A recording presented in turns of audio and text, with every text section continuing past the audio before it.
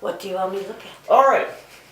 We heard from the owner's standpoint of what being in the bowling business is like. But now we're going to get our observation from our GM, Sara Lewinstein. Now, I know Sarah's been in the business a while, right? Yeah, a long time. Okay. So, a couple questions. My first question to you is, to you, what makes a good staff at a bowling center work well together? Teamwork. Teamwork, and that everybody enjoys what they're doing. I used to tell my daughter growing up that if you don't want to look at the clock. When you're at a job that you're looking at the clock all the time, you're at the wrong job.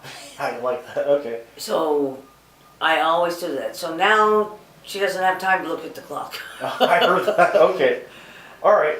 Now, my next question is what makes customers want to come to our bowling center here, from your observation? This is a little different bowling center from most bowling centers around the country. Right. And I've been at many around the world. Okay. The big thing for here is, number one, is we're as updated and modern in technology as any other bowl could be. So I think that we're probably one of the top bowls in the country with the technology end. I wish we had more lanes, but we don't. Yeah. Other than that, what makes people come back? Customer service.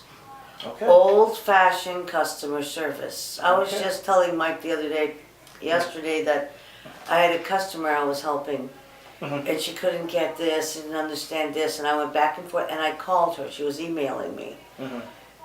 I don't know her for Adams, but I called her because I wanted to make sure she was happy with what she got.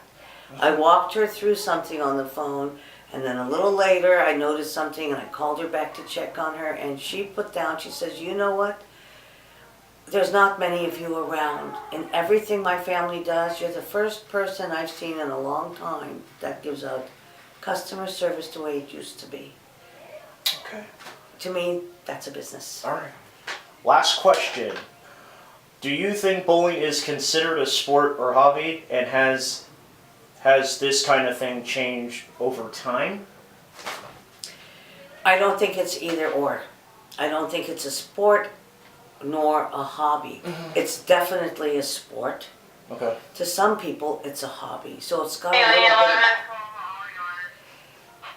So you've got.